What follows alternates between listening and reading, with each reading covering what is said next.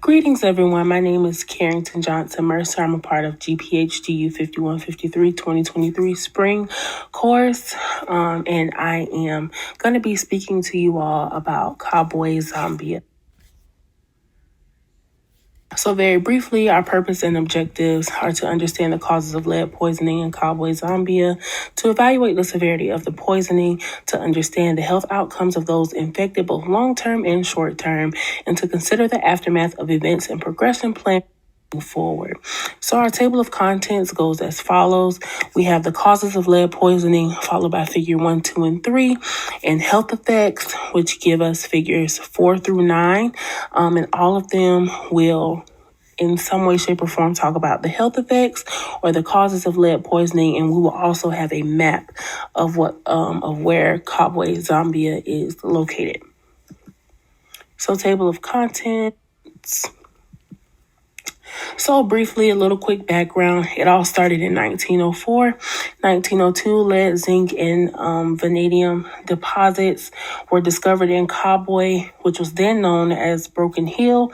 Zambia was still a British colony. The Rhodesian Broken Hill Development Company, registered in London, opened the mine in 1904. So that just gives you a little bit of background. So in 1904, as I just mentioned, the first mine factory opened. Then in 1916, those toxic lead fumes were pronounced unmanageable. So essentially in 1916, there were reports that the mine's management lacked the technology and personnel to mitigate the toxic lead fumes.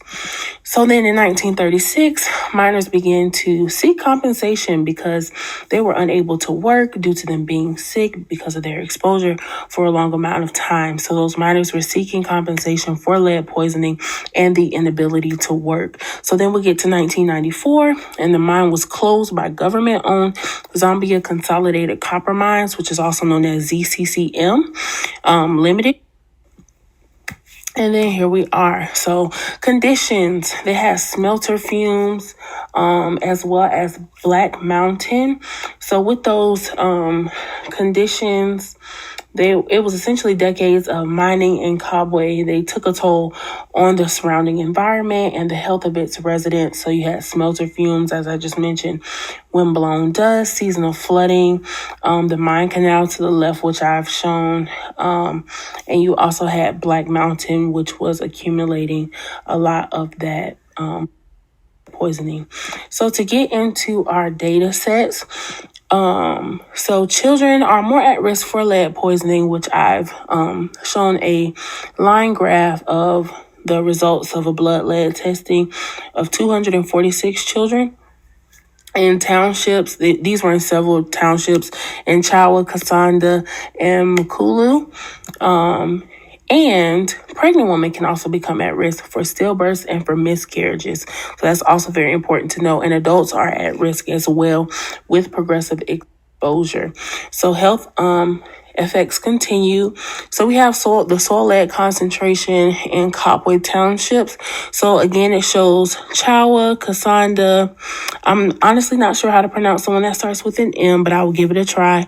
Makandamaya and Makulu and Mutwe Wansofu, and essentially gives you a baseline of where that soil lead concentration is supposed to be, but it is a lot higher, and the children are more apt to get this lead poisoning, get the poisoning in their blood, because at a certain age, which you're going to see in our next graph, they put their hands in the soil and then they transfer it to their mouth, which is giving them direct contact. So in figure 6, you're able to see the children playing in the lead-affected township of Chawa in Kabwe. So as I just mentioned, you're going to see a very, very high peak at 12 to 17 months and 18 to 23 months. That is the age where children normally start walking, feeling around, touching the ground, and directly putting it into their mouth because, of course, they don't know better. So you have a very, very high spike of blood lead levels because of that age. So clinical effects, we have a table here that shows the amount of blood lead in children. So if it's greater than 100, it usually results in death. But if it ranges from 10 to 20, you can see they have increased level of erythrocyte, protoporphyrin, decreased vitamin D, and so forth. And as the levels go up, usually the diagnosis is a lot worse. So, for example, with a level of 50, they usually face severe stomach cramps, and greater than 100 leads to death. So here, in order to try to mitigate these issues, we have chelation therapy. And that chelation therapy is hard to come by because of financial resources. But this just shows chelation levels in children within those townships, and greater than 45, less than 45, and greater than 80. So now there's a rule set in place. If it's greater than 65, they need immediate chelation therapy. So our summary: Kabwe, Zambia experienced mining pollution.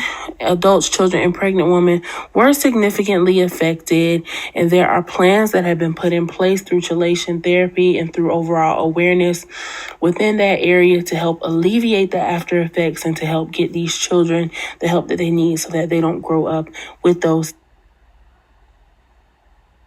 issues from the lead poisoning.